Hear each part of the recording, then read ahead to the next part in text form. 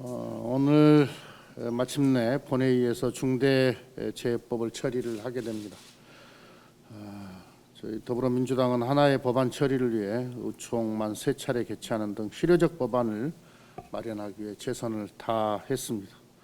이번 제정안은 노동자의 생명과 안전을 경시해온 산업 현장의 근본적 변화는 물론 공중 이용 시설에서의 시민 안전을 요구하는 국민의 요구를 국회가 반영한 결과라고 생각합니다. 그래서 법안의 명칭도 기업에 국한하지 않고 중대산업재해와 중대시민재해를 포괄 처벌할 수 있는 중대재해처벌 등에 관한 법률로 변경했습니다. 후진국형 산업재해와 시민재해 발생을 더는 방치해서 안 된다는 사회적 공감대 속에 여야가 합의안을 마련할 수 있었습니다. 중대재해법 제정에 커다란 사회적 진통이 있습니다. 노동계와 경영계, 중소기업, 소상공인 등 이해관계에 따라 첨예한 입장 충돌이 있습니다. 성장 위주의 개발 시대에서 사람 중심의 선진국 경제로의 전환에 따른 불가피한 사회적 진통이라고 생각합니다. 중대재해법은 사람을 살리는 법입니다. 균형과 최대한의 사회적 합의의 원칙에 따라 법안을 만들었다는 말씀을 드립니다.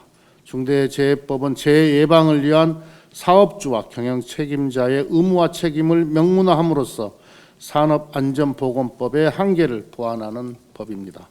그리고 위험의 외주화 방지를 위해서 하청업체에서 발생한 중대산업재해에 대해 원청기업의 경영 책임자에게도 책임을 물을 수 있도록 했습니다.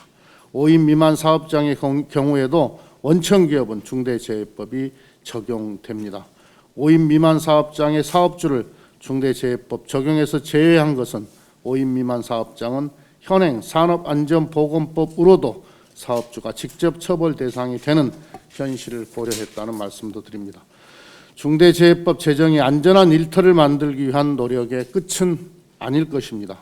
민주당은 산업재해를 사전에 예방하기 위한 특단의 대책을 마련하는 등 안전한 일터를 만들고 국민의 생명을 지키기 위한 노력을 계속해 나가겠습니다.